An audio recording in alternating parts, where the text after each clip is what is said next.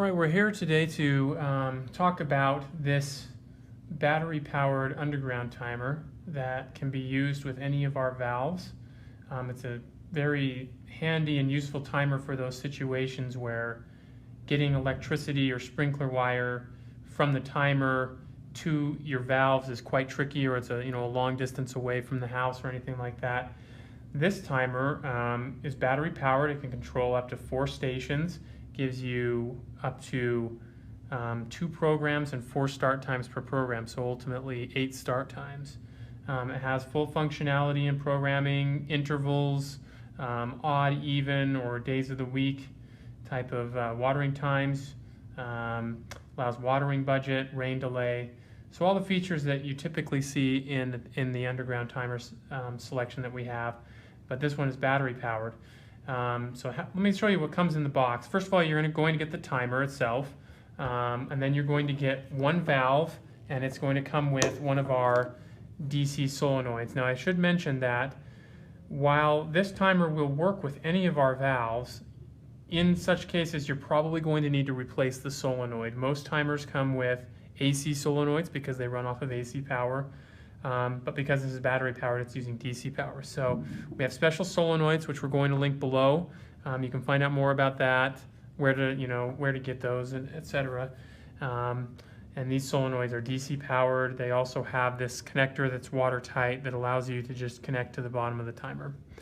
So you'll get the valve and the solenoid, and then you get this mounting bracket. And how that works is it just slips right on top of the solenoid like that, and then this allows you to clip the timer on, and then you just connect your valves down here, your solenoids down there. So let me show you what's on the bottom of the timer. On the timer here, you're going to notice 4 ports, and they're labeled 1, 2, 3, 4. This is where you would plug in the solenoid, and they just stick in like that. And again, they're got an O-ring, so they're watertight. They have these little covers that you should use whenever one of these is not in use, so that some moisture cannot get in there. There's 2 other ports. There's one on top that says solar and one on bottom that says sensor. The solar one, both of these are for forthcoming technology, which is not yet released, but this allows you to attach a small solar panel which can then power the timer. You can use rechargeable batteries in it and power the timer with a solar panel. And then the sensor is for either a rain and freeze sensor or for a moisture sensor, both of which we're developing.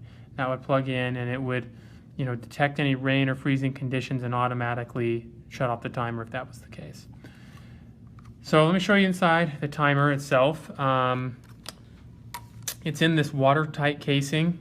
Again, this is also O-ring sealed. It snaps down, and no water can get in there when it's completely locked in. So you can store this, outdoors. You can store it in an underground sort of valve box without worry that any water is going to ruin that. The timer itself actually lifts out of the housing, so that allows you to take it indoors or into the shade if you need to program it if the sunlight glares too much off the screen, or if you want to store it indoors. Uses 3 AA batteries, and those batteries should give you at least a year of use. It does have also a low battery indicator on there, so when those batteries are running down. Anyway, that's the initial introduction to the product, and in our next video we will show you how to program it.